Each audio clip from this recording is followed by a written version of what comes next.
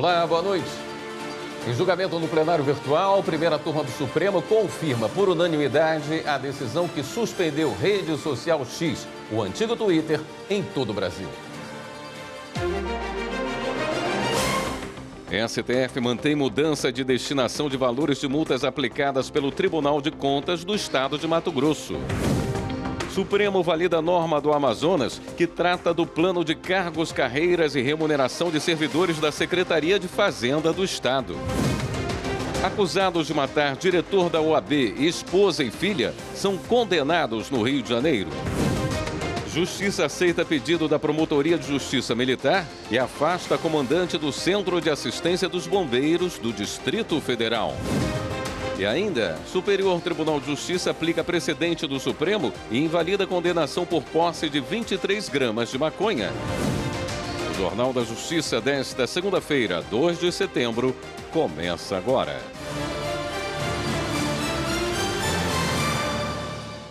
Por unanimidade, a primeira turma do Supremo Tribunal Federal manteve suspensa a rede social X no Brasil. O colegiado, em sessão virtual, confirmou a decisão do ministro Alexandre de Moraes, que suspendeu a rede após descumprimento de uma série de ordens judiciais. Quem traz os detalhes é o repórter Pablo Lemos. A rede social X, antigo Twitter, continua suspensa até que perfis com conteúdo antidemocrático ou criminoso sejam bloqueados. A rede também deve pagar multas equivalentes a 18 milhões de reais por desobedecer ordens da Justiça e indicar um representante legal no Brasil. Em análise do caso na primeira turma, o relator, ministro Alexandre de Moraes, confirmou os termos da decisão individual. Ele ainda propôs suspensão do X e multa de 50 mil para pessoas e empresas que utilizarem tecnologia para acessar a rede social, como o uso de VPN. O colegiado seguiu o entendimento do relator por unanimidade. Apenas o ministro Luiz Fux acompanhou o voto com ressalvas. Segundo ele, as multas por uso de ferramentas para acessar o X não devem ser aplicadas de forma indiscriminada, exceto se forem utilizadas para fraudar a presente decisão com manifestações vedadas pela ordem constitucional, tais como expressões reveladoras de racismo, fascismo, nazismo, obstrutoras de investigações criminais ou incitação aos crimes em geral. O ministro Luiz Fux disse ainda no voto que a decisão em análise é provisória e foi dada em caráter de urgência. Ele reforçou que o assunto pode ser reanalisado em um novo julgamento, quando os ministros forem debater o conteúdo de todo esse embate de forma mais aprofundada. Todos os perfis da rede social foram bloqueados por determinação do ministro Alexandre de Moraes na última sexta-feira. A empresa chegou a entrar com um mandado de segurança no STF, argumentando que a decisão de Moraes envolve o bloqueio de propriedade privada de quem não é parte nos autos. Mas o ministro Cristiano Zanin rejeitou o pedido com base no regimento interno da Corte, segundo o qual não cabe mandado de segurança contra decisões de ministros do Supremo, salvo em casos excepcionais devidamente comprovados. O Supremo considerou constitucional a norma do Amazonas que trata do plano de cargos, carreiras e remuneração de servidores da Secretaria de Fazenda do Estado. A ação, apresentada pela Federação Brasileira de Associações de Fiscais de Tributos Estaduais, foi julgada em plenário virtual. Repórter Carolina Chaves. A Febrafit questionou uma lei do Amazonas de 2002 que atribuiu as atividades de arrecadação, tributação e fiscalização a todos os cargos da Secretaria da Fazenda Estadual. Segundo a entidade, essas funções são exclusivas dos auditores fiscais estaduais e não poderiam ser exercidas por outros cargos da administração. Para a federação, a extensão das tarefas fiscais a outros servidores ignora os diferentes níveis de complexidade de atribuições entre os cargos, burlando, inclusive, a exigência de formação superior e de concurso público para exercer a função. Nesse sentido, a Febrafit alegou que a norma do Amazonas viola a Constituição Federal de que a administração tributária deve ser exercida por servidores de carreiras específicas. No Supremo, o relator ministro Nunes Marques entendeu que a Constituição Federal determina que as atividades essenciais das chamadas administrações tributárias serão exercidas por servidores de carreiras específicas. No entanto, ela não define quais carreiras e atividades. Por isso, Nunes Marques considerou a norma estadual constitucional. Além disso, a lei do Estado prevê que o controlador possui apenas a função de gestão da arrecadação e o auditor de lavratura de auto de infração e notificação fiscal. Nunes Marques também observou que, em 2002, uma nova lei de reestruturação de carreira determinou que, para exercer o cargo de controlador de arrecadação da Receita Estadual, assim como auditor, é necessária a aprovação em concurso público de nível superior. Todos os ministros acompanharam o relator. O Supremo Tribunal Federal manteve a mudança da destinação de valores de multas aplicadas pelo Tribunal de Contas de Mato Grosso. As informações com a repórter Amanda Mustafa. A ação no Supremo foi proposta pela Atricom, a Associação dos Membros dos Tribunais de Contas, questionando a validade de uma lei do Estado criada em 2020, que alterou a destinação das receitas decorrentes da arrecadação de multa imposta pelo TCE de Mato Grosso para o Fundo Estadual de Saúde e para o Centro de Apoio e Suporte à Inclusão da Educação Especial. Antes dessa lei, os valores arrecadados com as multas eram destinados ao Fundo de Reaparelhamento e Modernização do Tribunal de Contas do Estado. Na ação ao Supremo, a Atricom argumentou que a mudança foi feita sem a participação do TCE na formulação do projeto de lei e, por isso, haveria afronta à autonomia administrativa, financeira e orçamentária da Corte de Contas Estadual.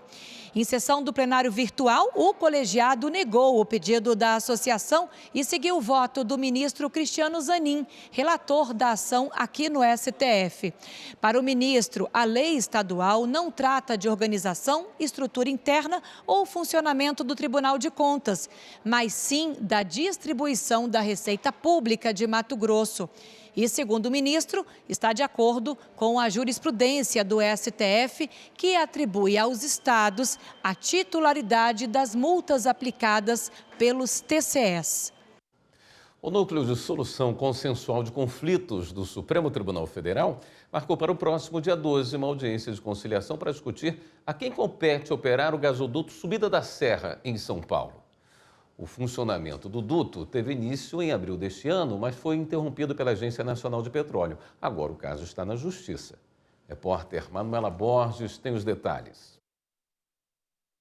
A obra, com quase 32 quilômetros e orçada em 473 milhões de reais, tem capacidade para atender 20% da demanda nacional, ou gerar 16 milhões de metros cúbicos de gás natural por dia. De um lado, a Agência Reguladora de Serviços Públicos do Estado de São Paulo, juntamente com a Comgás, brigam para operacionalizar o sistema.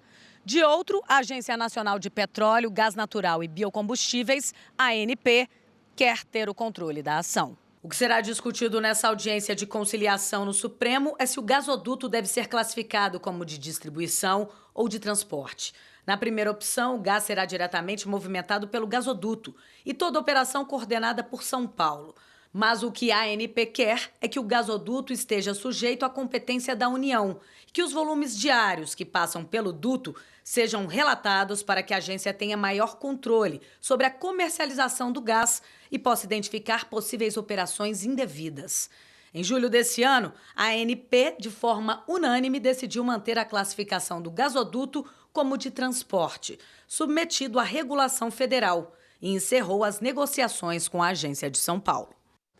Para a Agência Reguladora de Serviços Públicos de São Paulo, a segurança operacional do abastecimento de gás está em risco no estado e não faz sentido receber a autorização da ANP para comercializar o gás sem poder distribuir o insumo pelo gasoduto. Já as transportadoras alegam que o produto pode ficar de 6% a 31% mais caro caso o gasoduto Subida da Serra seja considerado veículo de distribuição. Segundo pesquisa da Fundação Getúlio Vargas, os estados impactados serão Mato Grosso do Sul, Minas Gerais, Paraná, Rio de Janeiro, Rio Grande do Sul e Santa Catarina, além de municípios do interior de São Paulo. O relator da ação no STF é o ministro Edson Fachin. O painel de prontidão do Conselho Nacional de Justiça já está disponível para consulta. A ferramenta permite monitorar a adesão dos 93 tribunais e conselhos de justiça brasileiros ao portal unificado de serviços do Poder Judiciário. Detalhes com Rocine Gomes. O portal vai oferecer acesso único, ágil e seguro aos principais serviços e informações relevantes para usuários do sistema. O painel de prontidão apresenta dados gerais sobre essa adesão em um panorama detalhado por tribunal e outros 6 indicadores, considerados estruturantes ao portal unificado, além de soluções já disponíveis, como é o caso do domicílio judicial eletrônico e do Diário de Justiça Eletrônico Nacional. De acordo com os dados analisados, 55% dos tribunais e conselhos do país já apresentam prontidão acima de 80%. O lançamento está previsto para dezembro, durante o Encontro Nacional do Poder Judiciário. A seguir, MPF pede que o poder público providencie imediatamente a compra de vitaminas para pessoas com fibrose cística no estado do Pará. E no Espírito Santo, a Polícia Federal prende um homem com mais de 100 perfumes importados irregularmente. Voltamos já.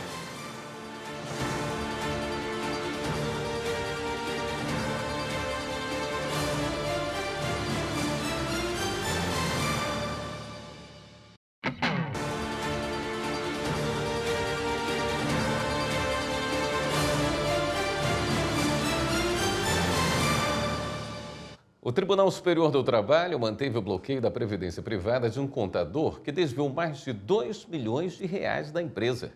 A decisão levou em conta que o ex-empregado confessou a fraude e havia autorizado previamente o resgate.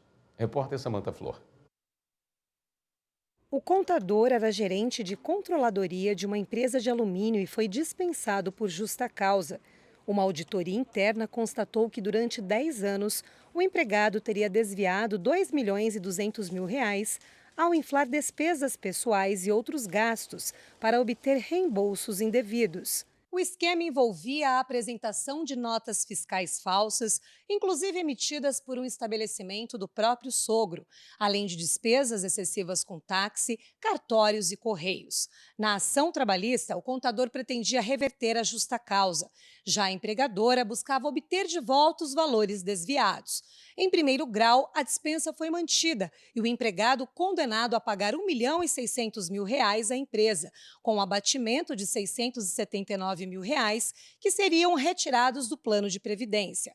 Isso porque, na demissão, o contador havia reconhecido os desvios e autorizado o resgate das cotas. Com o esgotamento das possibilidades de recurso, o contador apresentou ação rescisória no Tribunal Regional do Trabalho da 2ª Região, em São Paulo, para anular a sentença.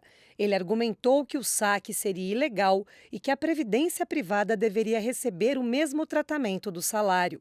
Segundo ele, por terem natureza alimentar, esses recursos não poderiam ser utilizados para abater a dívida com a empresa. Mas a ação rescisória foi negada e o gerente recorreu ao TST. A relatora, na seção 2 de dissídios individuais, ministra Liana Schaibe, explicou que o Código de Processo Civil, de fato, veda a penhora de salários e proventos de aposentadoria. E essa regra se estende aos planos de previdência privada. Mas, no caso, a restituição dos créditos junto à entidade de previdência privada foi autorizada pelo próprio empregado, que confessou os desvios. A sentença rescindenda não faz referência a qualquer vício de consentimento, no caso, nos termos da confissão. Por unanimidade, a seção 2 de dissídios individuais considerou válido o resgate de cotas de previdência privada do contador. Foram apresentados embargos declaratórios.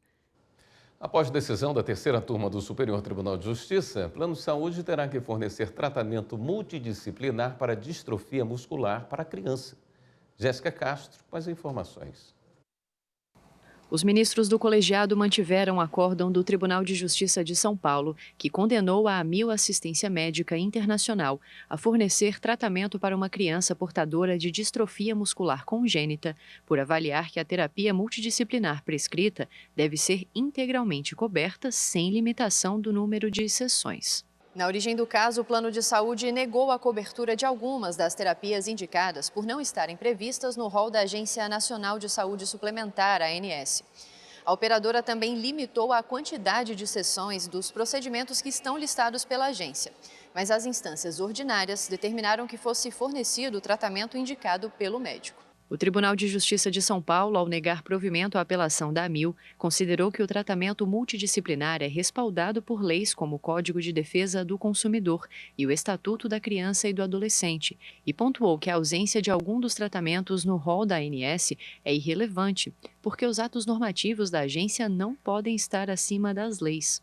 No recurso ao STJ, o Plano de Saúde alegou que, além da falta de previsão no rol da agência, as limitações aos procedimentos regulamentados não seriam abusivas, porque estariam alinhadas com a legislação de direito do consumidor. A ministra Nancy Andrighi, relatora do recurso, apontou que, de acordo com as normas e regulamentações vigentes, as sessões discutidas no caso são ilimitadas para todos os beneficiários dos planos de saúde, independentemente da doença que os acometa.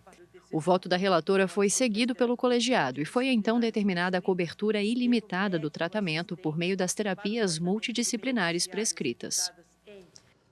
No Pará, o Ministério Público Federal recomendou que o poder público providencie imediatamente a compra e distribuição de vitaminas para pessoas com fibrose cística. Márcio Fontinelli. O Ministério Público Federal enviou oficialmente uma recomendação para que o governo federal e o governo do Pará providenciem a compra e a entrega de medicamentos para os pacientes que sofrem de fibrose cística.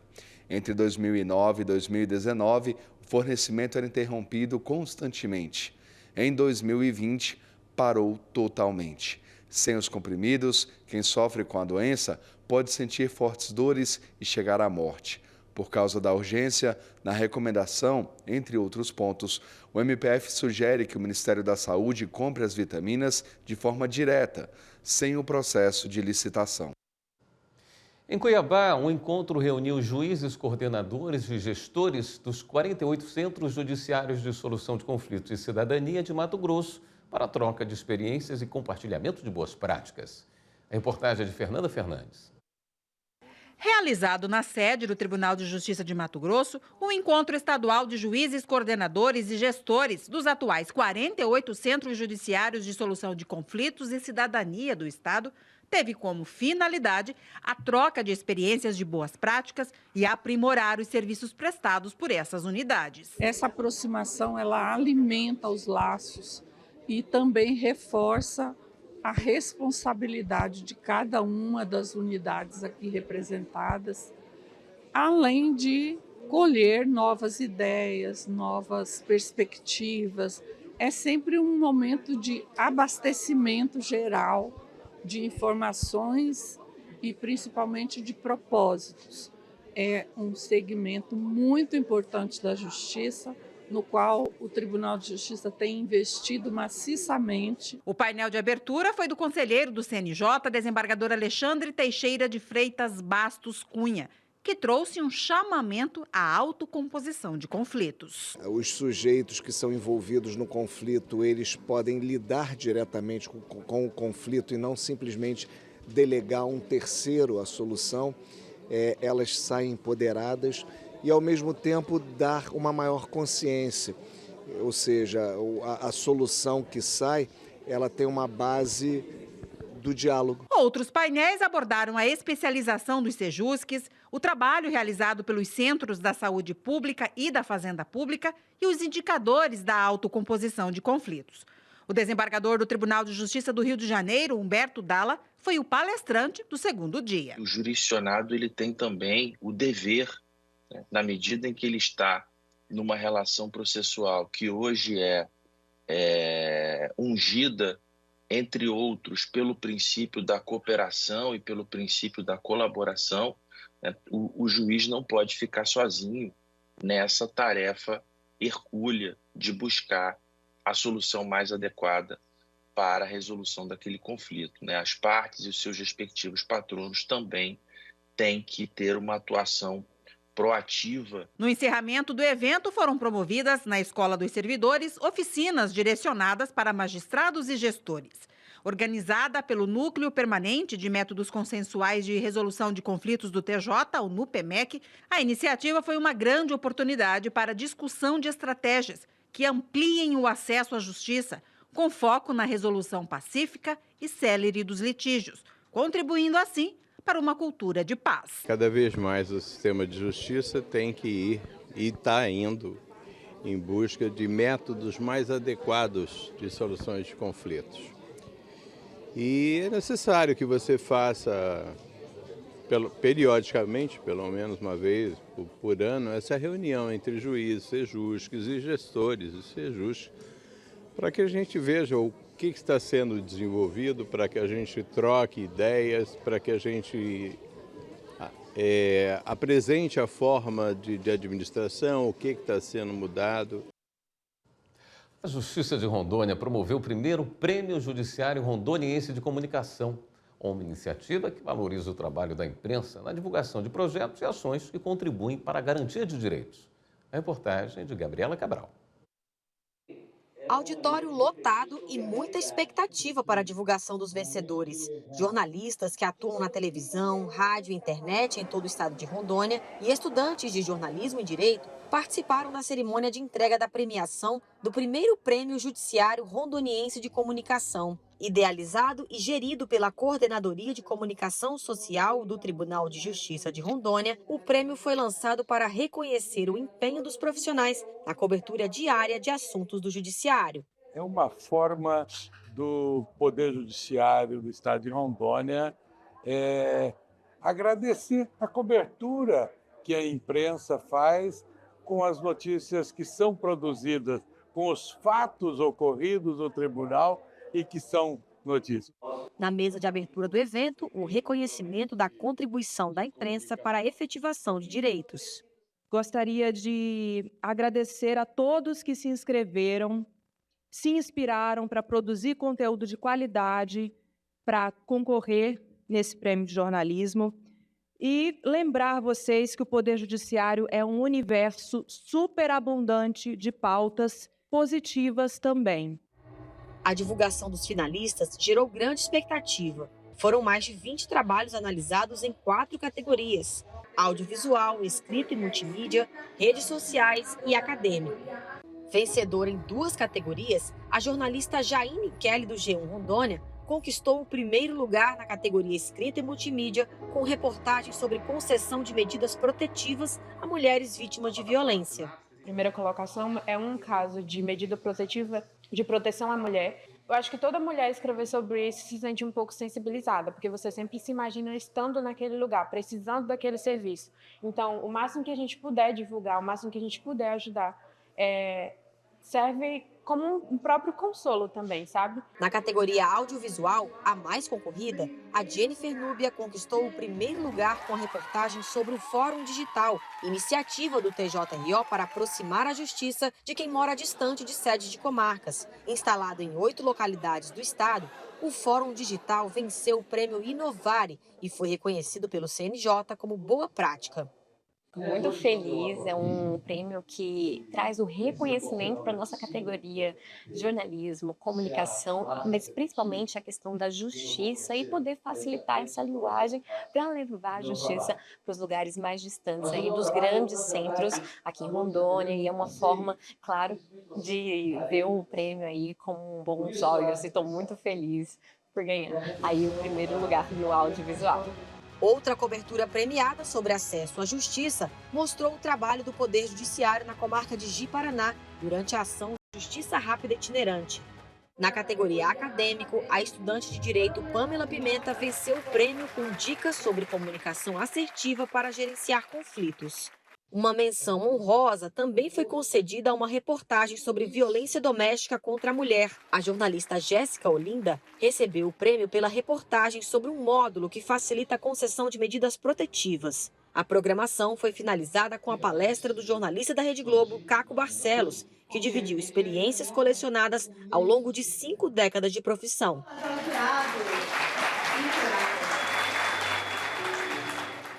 No próximo bloco, Justiça aceita pedido da Promotoria de Justiça Militar e afasta comandante do Centro de Assistência dos Bombeiros do Distrito Federal. E ainda, STJ aplica precedente do Supremo e invalida a condenação por posse de 23 gramas de maconha. Os detalhes já já.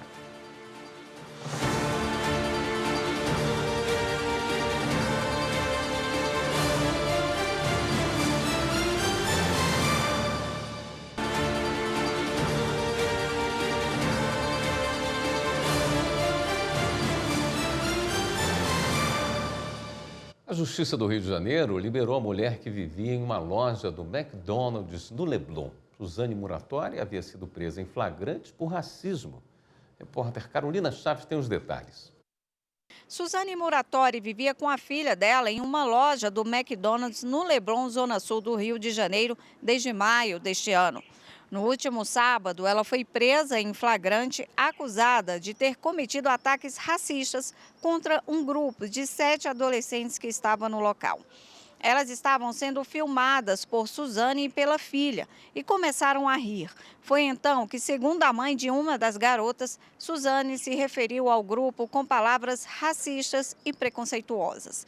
Ao ser levada pela polícia, Suzane passou por audiência de custódia e liberada pela Justiça no dia seguinte.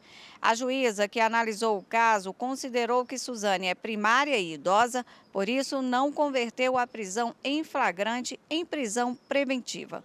A mulher, no entanto, está proibida de voltar à loja. Suzane e Bruna são do Rio Grande do Sul e viviam no McDonald's depois que foram despejadas de um imóvel no Rio de Janeiro. Elas já recusaram vagas em abrigos e outros serviços de apoio socioassistencial. Acusados de matar diretor da OAB são condenados. Polícia Federal faz leilão de itens de luxo da doleira Nelma Kodama. Justiça Militar afasta a comandante do Centro de Assistência dos Bombeiros do Distrito Federal. Confira agora. Justiça Militar do Distrito Federal aceitou o pedido da 3ª Promotoria de Justiça Militar para afastar das atividades o tenente-coronel Erlânio Leite Gonçalves. De acordo com os relatos, há suspeitas que o comandante possa ter cometido os crimes de perseguição, violação de segredo profissional, exercício ilegal da medicina e alteração de dados ou informações na tentativa de induzir juízes ou peritos ao erro previstos no Código Penal. A Justiça do Rio de Janeiro condenou os 4 acusados de matar o diretor da Ordem dos Advogados do Brasil, Wagner da Silva, a mulher dele, Soraya Gonçalves Rezende, e a filha do casal, de 10 anos. As penas variam de 49 a 54 anos de prisão. A acusada de ser a mandante do crime, Simone Gonçalves Rezende, irmã de Soraya, foi condenada a 54 anos de prisão em regime fechado. A motivação para a execução da família teria sido uma disputa familiar por uma herança avaliada em 7 milhões de reais. A Polícia Federal abriu um leilão eletrônico de bolsas, lenços e chales de grifes de luxo apreendidos com a doleira Nelma Kodama numa operação em 2022. Os interessados devem entrar no site do Leiloeiro Oficial. O lote tem mais de 30 itens de marcas de luxo. Os lances mínimos variam de R$ 1.500 a R$ 30 mil. O preço de mercado dos produtos está estimado em mais de R$ 440 mil. Os lances podem ser feitos até 13 de setembro. Nelma Kodama é ex-mulher do doleiro Alberto Youssef, conhecida por condenação da Operação Lava Jato e investigações ligadas à receptação de joias roubadas. Os valores arrecadados serão destinados ao Fundo para Aparelhamento e Operacionalização das Atividades FIM da Polícia Federal. No Espírito Santo, a Polícia Federal prendeu um homem com mais de 100 perfumes importados irregularmente. A prisão em flagrante ocorreu na madrugada desta segunda-feira, logo após o homem de 54 anos desembarcar no aeroporto de Vitória, no Espírito Santo. Ele havia embarcado em Foz do Iguaçu, no Paraná, com 3 malas de aproximadamente 60 quilos de perfumes importados, adquiridos em Cidade del Leste, no Paraguai. De acordo com as investigações, as mercadorias eram vendidas em redes sociais, sem a emissão de nota fiscal. O envio para os clientes era feito pelos Correios. O preso foi conduzido para a formalização do auto de prisão em flagrante na sede da Polícia Federal em São Torquato, no Espírito Santo, onde está à disposição da Justiça. A pena para o crime de descaminho de produtos importados irregularmente é de 1 a 4 anos de prisão, além da infração administrativa junto à Receita Federal e o perdimento da mercadoria. A sexta turma do Superior Tribunal de Justiça aplicou o precedente do Supremo Tribunal Federal e invalidou condenação por posse de 23 gramas de maconha. As informações com a repórter Marina Campos. Os ministros reconheceram a atipicidade da conduta e absolveram um réu com o qual foram apreendidos 23 gramas de maconha. A decisão foi tomada com base no julgamento do STF, que entendeu pela descriminalização do porte de droga para consumo pessoal quem tiver consigo até 40 gramas de cannabis sativa ou 6 plantas fêmeas, até que o Congresso Nacional defina a legislação sobre o tema. No caso analisado pelo STJ, o réu foi condenado por tráfico por conta da apreensão de maconha na casa dele. Em primeiro grau, a pena foi de 6 anos e 9 meses de reclusão. A defesa apelou e pediu a desclassificação do delito para posse para uso próprio, mas a sentença foi mantida pelo Tribunal de Justiça do Paraná. Em decisão monocrática, o relator do recurso no STJ, ministro Sebastião Reis Júnior, já havia desclassificado a conduta do réu para de uso de entorpecente para consumo pessoal em razão do contexto dos autos e da pequena quantidade apreendida. Contudo, em nova análise do caso, o ministro entendeu que o precedente firmado pelo STF exigia a modificação da situação do recorrente, tendo em vista a compatibilidade entre a hipótese dos autos e as teses estabelecidas em repercussão geral. Com a decisão, o ministro determinou a remessa dos autos ao Juizado Especial Criminal competente para eventual aplicação de sanção administrativa. O Ministério Público Federal entrou com um pedido para que o Conselho Regional de Química do Rio de Janeiro faça uma retificação no concurso publicado, a fim de respeitar o sistema de cotas para negros e pessoas com deficiência. Os detalhes com o repórter Márcio Fontinelli. O Ministério Público Federal decidiu entrar com ação na Justiça contra o Conselho Regional de Química do Rio de Janeiro para que a distribuição de vagas do concurso de 2019 seja revista. Isso porque o edital não previa vagas suficientes para negros e pessoas com deficiência, o que vai contra a lei. Ainda que o resultado do certame já tenha sido publicado, o MPF pede que a lista de aprovados seja revista.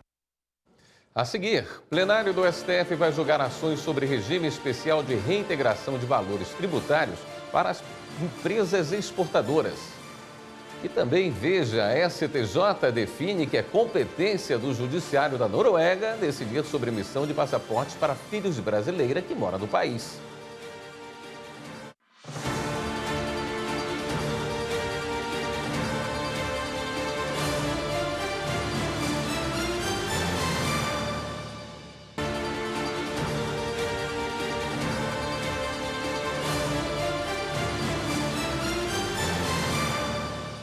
Está previsto na pauta do plenário do STF o julgamento conjunto de 2 ações sobre o Reintegra, o regime especial de reintegração de valores tributários para as empresas exportadoras.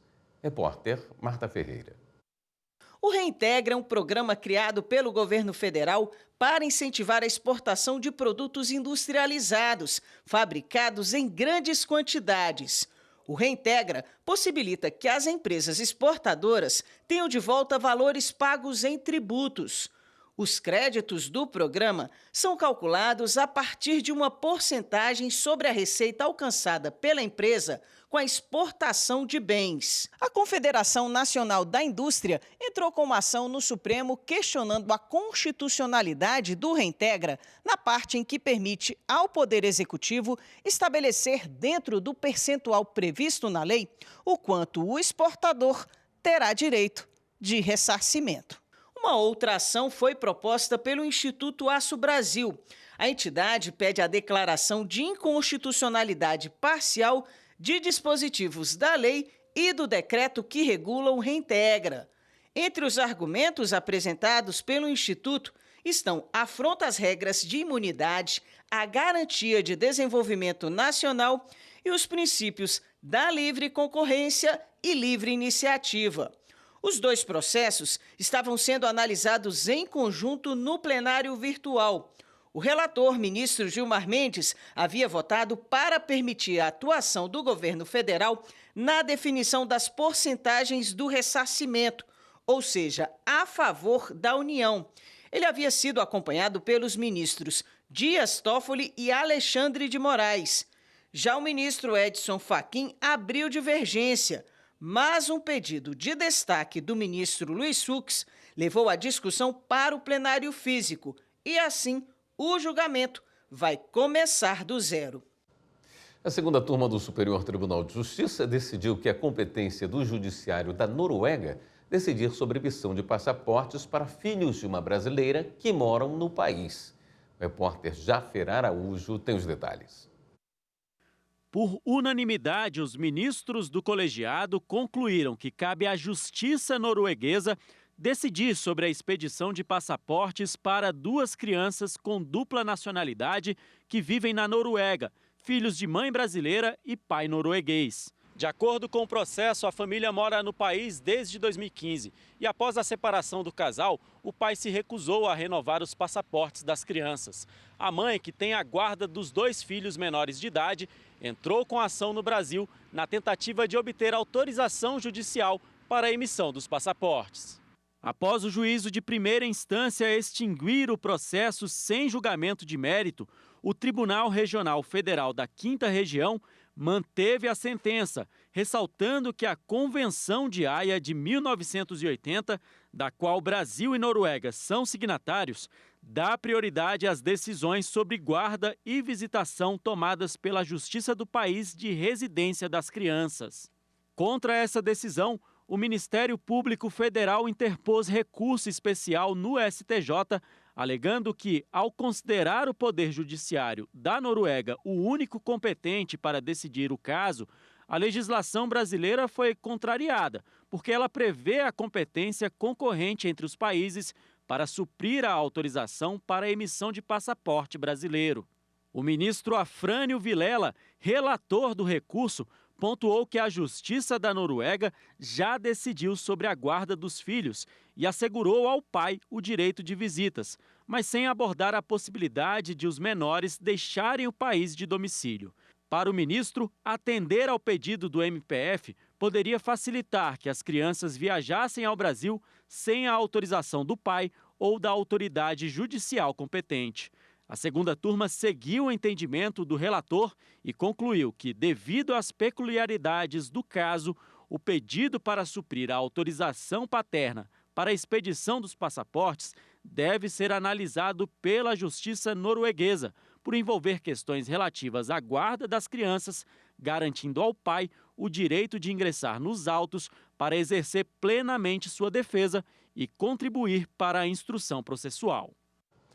A Defensoria Pública do Distrito Federal fez hoje a 16ª edição do Dia da Mulher, que oferece serviços ao público feminino em situação de vulnerabilidade. Esta edição contou com 22 parceiros que ofereceram diferentes serviços. A novidade deste mês foi a oferta de consultas com cardiologista e exames de eletrocardiograma. O Dia da Mulher é realizado na primeira segunda-feira de cada mês. A iniciativa concorre ao Prêmio Inovário 2024, que identifica, divulga e difunde práticas que contribuam para o aprimoramento da justiça no Brasil. O bloqueio da plataforma X, antigo Twitter, no Brasil, é o principal assunto do podcast Supremo na Semana, disponível no Spotify. Confira na reportagem de Manuela Borges.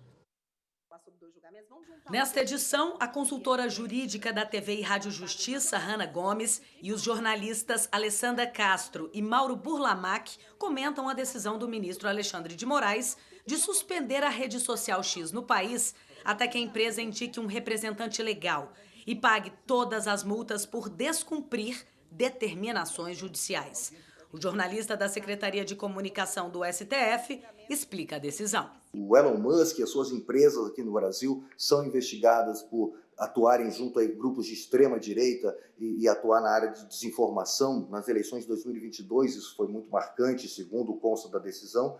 E então o ministro vinha tentando, com ordens judiciais, bloquear, suspender determinados conteúdos e não vinha tendo sucesso. aplicando multas também não tinha sucesso, e aí então agora ele tinha dado 24 horas para a empresa apresentar um representante no Brasil que pudesse responder essas notificações, ordens judiciais e multas que estavam sendo aplicadas, sob pena de suspender o Twitter no Brasil. Acontece que não houve resposta. O podcast também traz o julgamento de 2 recursos que tratam sobre o ISS, o Imposto sobre Serviços de Qualquer Natureza, que é uma arrecadação municipal. Um dos casos discute se é válida a inclusão do ISS na base de cálculo do PIS e da COFINS, impostos cobrados pelo governo federal para financiar a Seguridade Social. O outro recurso diz respeito à incidência do tributo na chamada industrialização por encomenda, operação em que os materiais são fornecidos pelo contratante numa etapa intermediária do ciclo de produção da mercadoria. Os julgamentos têm repercussão geral. Isso significa dizer que a decisão da Suprema Corte terá de ser seguida por todos os tribunais do país em casos similares. Quer ficar por dentro das principais decisões judiciais do Brasil? Acompanhe tudo nas redes sociais do Supremo Tribunal Federal. A seguir, Vara de Falências de Porto Alegre realiza palestra sobre direitos humanos para estudantes do projeto Pescar no Judiciário Gaúcho. E o TJ de Mato Grosso divulga o primeiro relatório de sustentabilidade com informações das iniciativas desenvolvidas pela Justiça do Estado. Voltamos em instantes.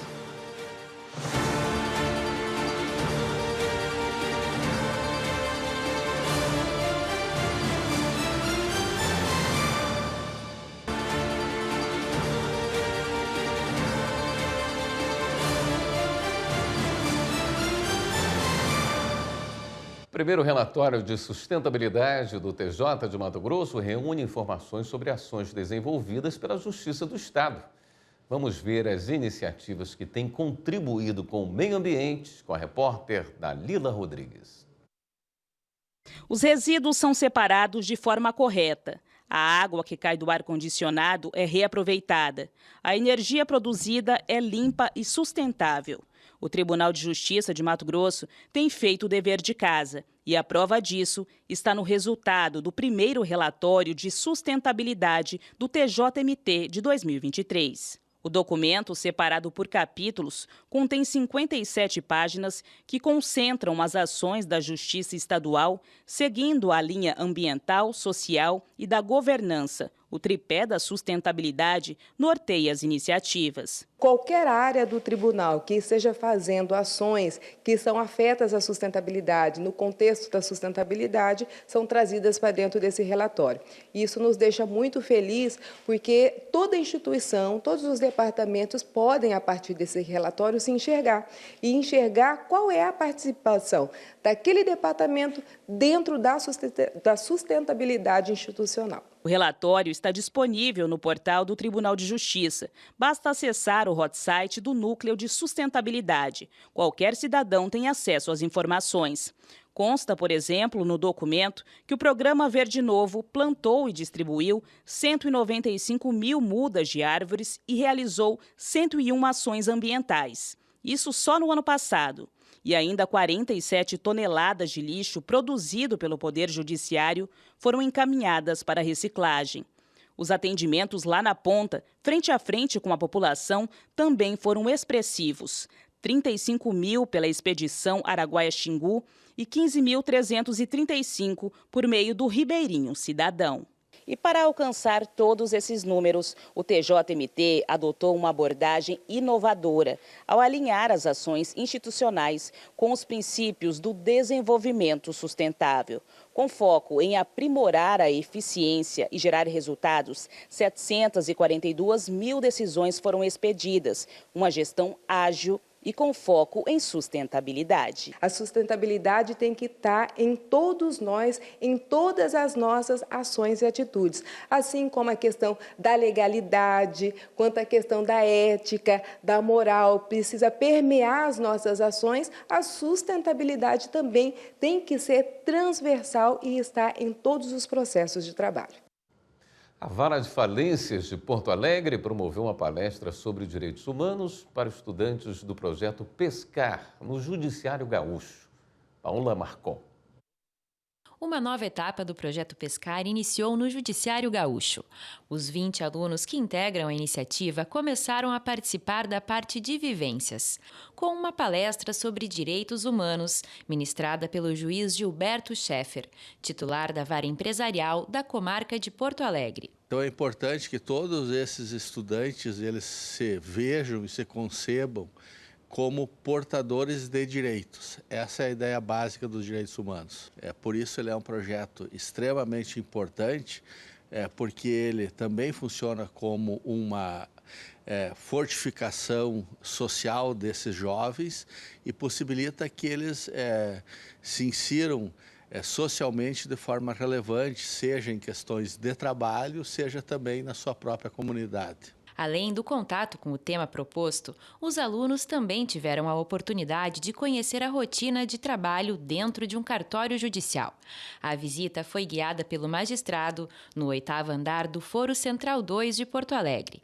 Segundo a assistente social, a proposta é contribuir para o desenvolvimento social e pessoal, além de preparar os jovens para o mercado de trabalho. Então, o curso ele tem uma carga horária teórica que eles fazem em sala de aula com a educadora. A gente também tem voluntários, magistrados e servidores aqui do tribunal que ministram aulas para esses jovens, se voluntariam, e aí eles ministram temas variados, né, em relação ao dia a dia, com a grade curricular do curso. E hoje, então, a gente está iniciando a parte das vivências, que o objetivo é que a gente possa ter, então, os jovens vivenciando as diferentes áreas do Tribunal de Justiça. O programa de aprendizagem é voltado à formação técnico-formal de jovens de Porto Alegre em situação de vulnerabilidade social. A capacitação teve início em março e o curso tem duração de 1 ano. As atividades são realizadas no contraturno escolar. Para os jovens, essa é uma oportunidade de evolução. Isso está me ajudando a descobrir mais sobre mim, tanto o que eu quero profissionalmente, quanto o que eu concordo, o que eu acho e meus direitos também. Esta edição do Jornal da Justiça fica por aqui. Uma boa noite, um excelente início de semana para você.